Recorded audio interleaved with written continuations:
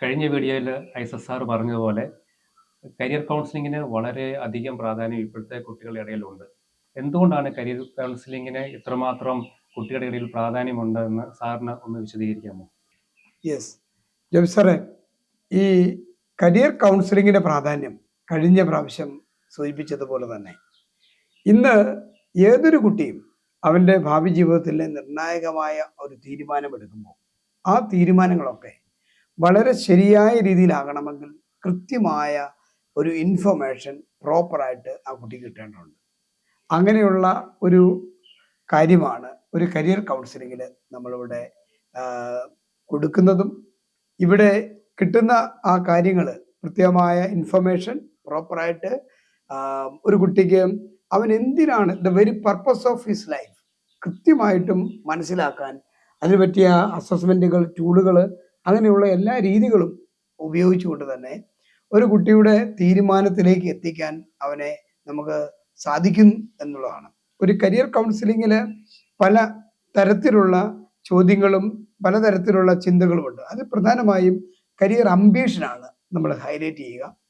അതിലൂടെയാണ് ഒരു career decision എടുക്കുക. കാര്യം ഞാൻ കരിയർ ഡിസിഷനിലാണ് എൻ്റെ ഡോക്ടർ സ്റ്റഡീസൊക്കെ നടത്തിയിരിക്കുന്നത്.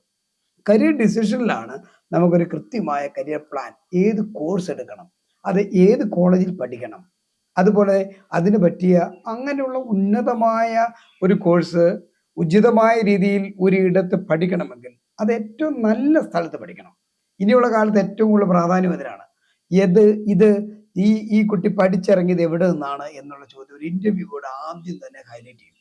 അപ്പം അതുകൊണ്ട് നമ്മൾ പഠിച്ച സ്ഥാപനങ്ങൾക്ക് വലിയ പ്രാധാന്യമുണ്ട്.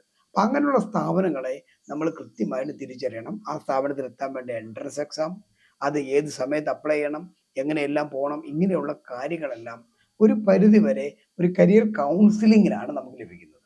അപ്പം അത് ഒരിക്കലും മിസ് ചെയ്യരുതെന്നുള്ളതാണ്. പലപ്പോഴും കൂടെയുള്ള കൂട്ടുകാർ പോകുന്നത് കൊണ്ട്, നാട്ടിലുള്ള ഒരു കോമൺ ട്രെൻഡ് അനുസരിച്ച്, അതുപോലെ തന്നെ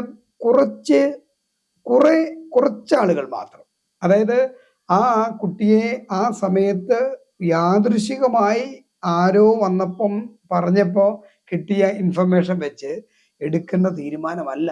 ജീവിതകാലം മുഴുവൻ നീണ്ടു നിൽക്കേണ്ട ഒരു ഗംഭീരമായ കാര്യം തൻ്റെ ജീവിതത്തിൽ സംഭവിക്കാൻ ഒരു എക്സ്പേർട്ടിനോട് ചോദിക്കണം.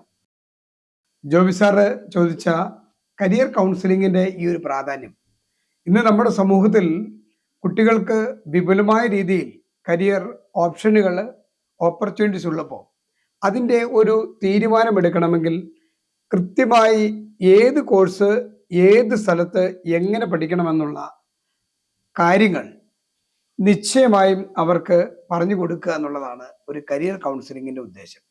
അത്തരത്തിലുള്ള ഒരു കാര്യമാണ് കരിയർ കൗൺസിലിങ്ങിൽ സംഭവിക്കുന്നത്.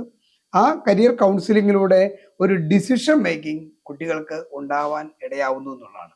ഡിസിഷൻസ് പ്രോപ്പർ ആകാതെ പോകുന്നത് കൊണ്ടാണ് അവർക്കൊരു കൃത്യമായൊരു ഡയറക്ഷനിലേക്ക്, അവരുടെ ഉദ്ദേശിക്കുന്ന ഒരു ഡ്രീമിലേക്ക് എത്താൻ കഴിയാതെ പോകുന്നത്. അതുകൊണ്ട് അത്തരം ഒരു തീരുമാനം എടുക്കാൻ അവരെ സഹായിക്കുന്ന ഒരു പ്രക്രിയയാണ് കരിയർ കൗൺസിലിംഗ്.